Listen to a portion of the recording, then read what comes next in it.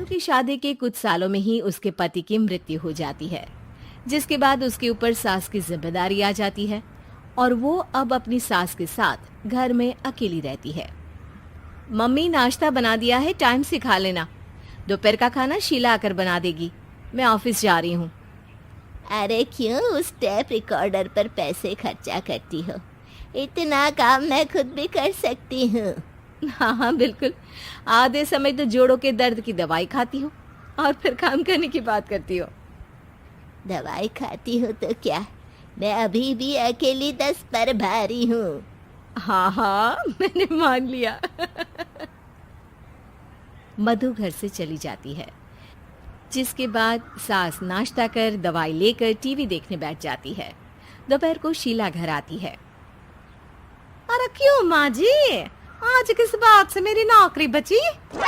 अरे चल, ज्यादा बक मत कर, काम कर अपना। शीला खाना बनाने लगती है और सास वहीं पास में बैठ जाती है।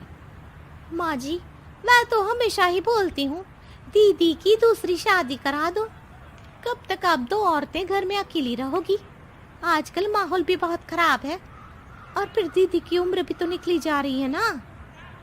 तेरा नाम टेप रिकॉर्डर सही रखा है मैंने। तेरी एक ही बात को रिपीट मोड पर चलाने से वो पूरी नहीं हो जाएगी, इसलिए मेरी बहू से ज्यादा खाना बनाने पर ध्यान दे, नहीं तो कहीं वो भी तुझसे मुंह ना फेर ले और नौकरी चली जाए। क्या माँ जी, आप भी हमेशा मेरी नौकरी के पीछे ही पड़ी रहती हो? तो क्या तेरे पीछे पड़ूं? इसी तरह दोपहर से शाम हो जाती है और शीला अपना काम खत्म कर वापस चली जाती है। अब अकेली सास एक बार फिर टीवी देखने बैठ जाती है, जिसकी थोड़ी ही देर में मधु घर आ जाती है और सास बिना कोई देर किए शीला की बातें उसे बताने लगती है। मम्मी, आप भी ना किसी बच्चे से कम नहीं हो, जिसके पास हमेशा शीला को लेकर कोई ना कोई बात रहती ही है। अब बस भी करो ना, इतनी बुरी नहीं है बेचारी। अरे मैंने कब कहा बुरी है, बस उसकी बातें करके मुझे बड़ा मजा आता है। सास की बात पर हंसते हुए दोनों डिनर करने बैठती ही हैं कि लाइट चली जाती है। अंधेरे में मधु मोबाइल की फ्लैश लाइट जलाकर मोमबत्ती ढूंढने लगती है। तभी उसे हॉल में कुछ गिरने की आवाज आती है। मम्मी, आप अंधेरे में इधर उधर क्यों घूम रही हो? अरे तेरे पीछे ही तो खड़ी हूँ। हाँ, अगर आप यहाँ हो तो वो हॉल में सामान कैसा गिरा? भूत आया। अरे मुझे क्या पता, जाकर देखना पड़ेगा ना। दोनों हॉल में जाते हैं, लेकिन वहां कोई नहीं होता। अब उन्हें कमरे में से सामान गिरने की आवाज आती है। लगता है ये भूत चोरी करने आया है, इसे वापस कब्र में पहुंचाना ही पड़ेगा। बस हाँ, आप ज्यादा ना 30 मार खा मत बनो, मैं पुलिस को फोन करती हूँ। अरे जब तक तेरी पुलिस आएगी तब तक क्या वो हमारे साथ बैठकर अंताक्षरी खेलेगा? हट डरपोक, संभालने दे मुझे। अब सास पास रखा फ्लावर पॉट उठाकर कमरे की तरफ बढ़ने लगती है, जहां उसे 2 आदमी दिखाई देते हैं। पीछे पीछे मधु भी वहां आ जाती है। मम्मी, अभी भी मौका है, बाहर भाग जाते हैं। मधु की आवाज सुन चोर चौकन्ने हो जाते हैं। ओए तुम दोनों, जहां हो वहीं खड़ी रहना, नहीं तो दोनों को गोली मार दूंगा। अरे तुम दोनों अभी के अभी बाहर जाओ, नहीं तो मैं तुम्हें जिंदा नहीं छोड़ूंगी।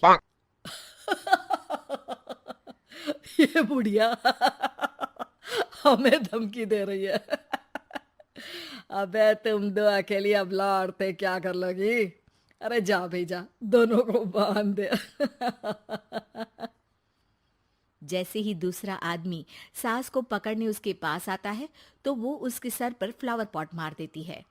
उसके सर से खून बहने लगता है, जिसे देख दूसरा आदमी गन निकालकर हवा में गोली चला देता है, जिससे बचते हुए दोनों सास बहू वहां से भाग जाती हैं।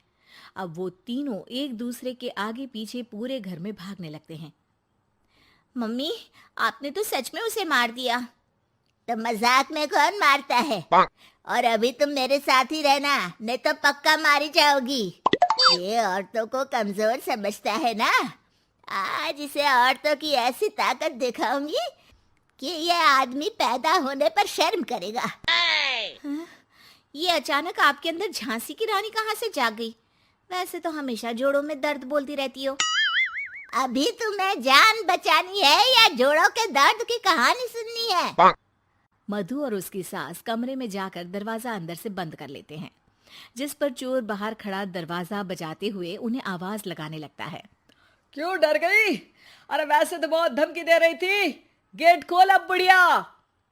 अबे पागल, धमकी देने और होशियार होने में फर्क होता है, पर ये दिमाग वाले काम तुझे तो समझ में नहीं आएंगे। रुक, अभी तेरा दिमाग ही बाहर निकालता हूँ। ये कहते हुए चोर गोली चलाने ही वाला होता है कि सास अचानक दरवाजा खोलकर उसके मुंह पर परफ्यूम डाल देती है, जिससे चोर गन फेंककर दर्द से चिल्लाने लगता है। मम्मी, अरे बहुत दर्द हो रहा है, कोई बचाओ, इसे हटाओ प्लीज। मैं किसी को कुछ नहीं करूंगा। क्यों रे, क्या थोड़ा सा दर्द होते ही मम्मी मम्मी करने लगा? अभी तो औरतों को कमजोर बोल रहा था। भूलियो मत, एक औरत ने ही तुझे इस दुनिया में जन्म दिया है, और वो भी तुझे ये दर्द हो रहा है ना, उससे लाख गुना ज्यादा दर्द सहकर। इसलिए औरतों को दोबारा कमजोर भूल कर भी मत बोलियो। वाह मम्मी, आपका ये रूप तो मुझे पता ही नहीं था। आपने तो कमाल ही कर दिया। कहा था ना, अकेली ही 10 पर भारी पड़ सकती हूँ। ये तो फिर भी 2 ही थे। इतनी देर में पुलिस भी वहां पहुंच जाती है। आ गए आप, कर लो इन्हें अरेस्ट और जेल में बैठकर अंताक्षरी खेलना। Thanks for watching. Please subscribe and ring the bell icon.